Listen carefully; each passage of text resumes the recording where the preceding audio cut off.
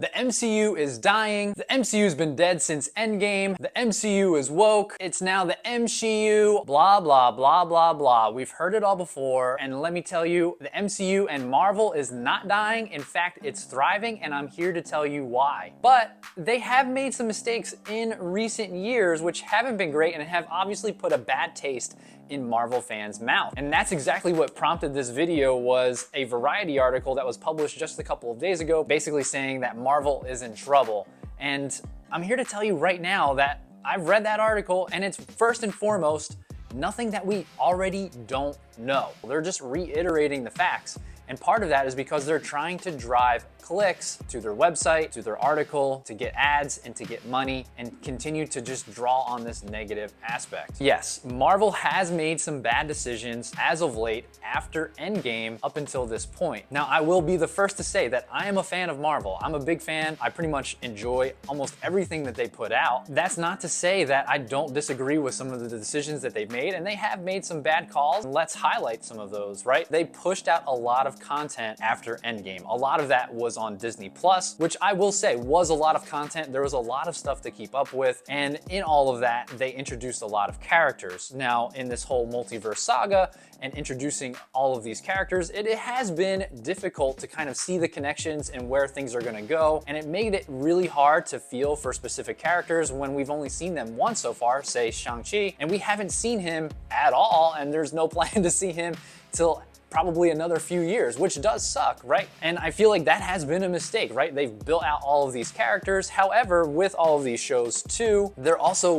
world building, right? They're building the Marvel universe even more, which again, obviously can be boring for a lot of people and is not always the best, right? But you don't have to watch every single show. Plus, every single show or movie is not gonna be an Infinity War or an Endgame. Just like I'm sure almost every comic issue you've read or comic run or TV show you've ever watched hasn't always been the best film or movie or comic you've ever read. Like, that's just not how it goes. Not everything can be absolutely amazing and continue to top the previous movie or show that was out before it. It's just not how it works. In addition to all of the content that they were pushing out, their visual effects and graphic designers definitely took a hit, mainly from the sheer fact that they were, one, rewriting lots of scripts, making lots of changes last minute and all of these different things, and making the VFX workers work overtime, not paying them what they're supposed to. All of those are not very good decisions, and that definitely showed in movies, right? Like Thor,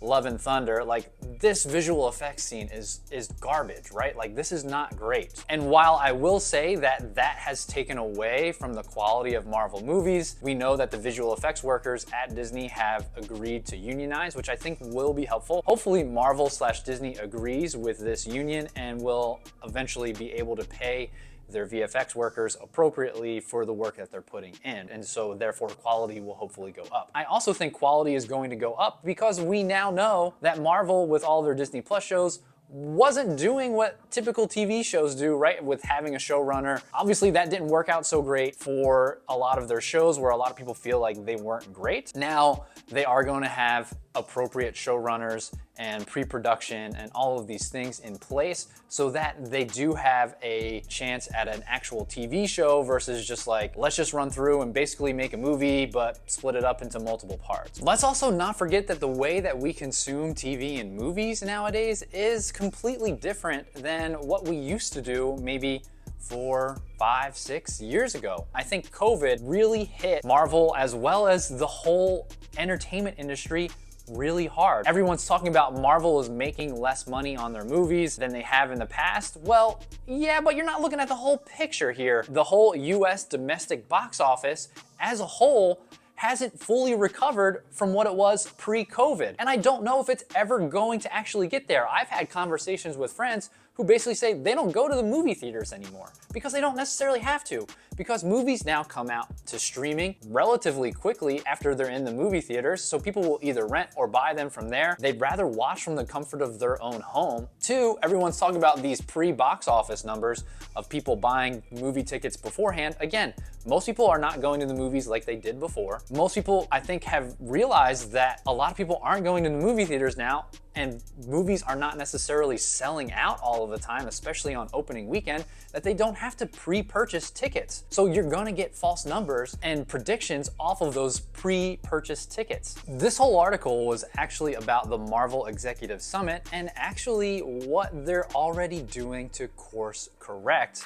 from some of these mistakes that they've made in the past. Ever since Bob Iger has come back as the CEO of Disney, he has pretty much said that we're not gonna put out as many projects as we have been because the quality has gone down. That's a great thing. Everyone wants to see that, right? That means Kevin Feige is gonna be less spread out between multiple projects, and he's gonna be able to have his hand, especially in post-production, which is supposedly where he shines, and allow him to do his thing and help kind of continue to create this universe. The other thing about this Variety article is that not all of it is actually true. They talk about the Blade script and that they were changing it to have Mahershala Ali be a fourth lead at that point and now be a female-led production, which actually my boy Zay from Ish and Zay, go ahead and peep their channel by the way, found and from one of the writers on the initial script for Blade said that none of that was actually true, and no one is bringing that to light because no one wants to hear that that's actually the truth. And here's the thing with this article. They even go to say that whatever happened and what they're going to do will basically never amount to the phenomenon that was phases 1, 2, and 3, which built all the way up to Endgame. And I think we all agree that that's going to be pretty much impossible to do. What Marvel did in general was something brand new. And yes, while there was some problems that I think a lot of people forget in phase 2, and a lot of people were upset with some productions that came out during that phase, they course corrected, and everyone basically loves phases 1 through 3 and what had built up to Endgame. Guess what? Endgame is over. Phases 1 through 3 are over. And while they were great and you can reminisce on those times, stop living in the past. We are now moving forward. Make way for new things, new characters. People are upset that there's no more Iron Man, but now you're gonna bring back Iron Man. People are like, oh boy, they can't live without Iron Man. From what I understand, because I'm relatively new to comics, Iron Man was pretty much a very boring comic book character. The MCU made him into what he is now. Stop listening to these articles that continue to just spew false information and hate towards the MCU. If you want to be part of a fandom and if you are truly a Marvel fan, things are going to change. While yes, not all of them may be something that you like or don't like. I totally get that. And you're allowed to have your opinion. But if you're going to just spew hate comments before you've even seen a movie like The Marvels, or spew hate comments because they've gender swapped a character, say like Dar-Ben, and I've gotten comments on videos that I've made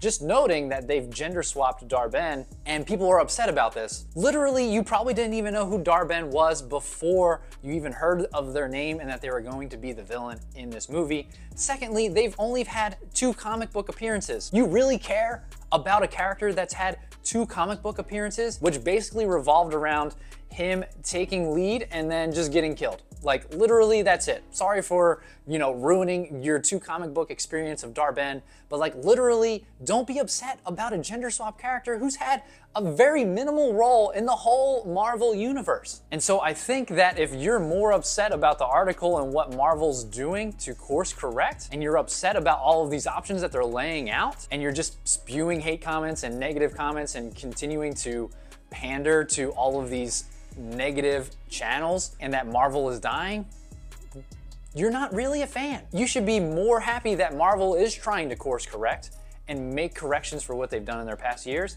than them not. And I think that says more about you than it does about Marvel. Look, if you are a true fan of Marvel, but you can't get over all of the changes that they've made and all of these things, you don't have to watch.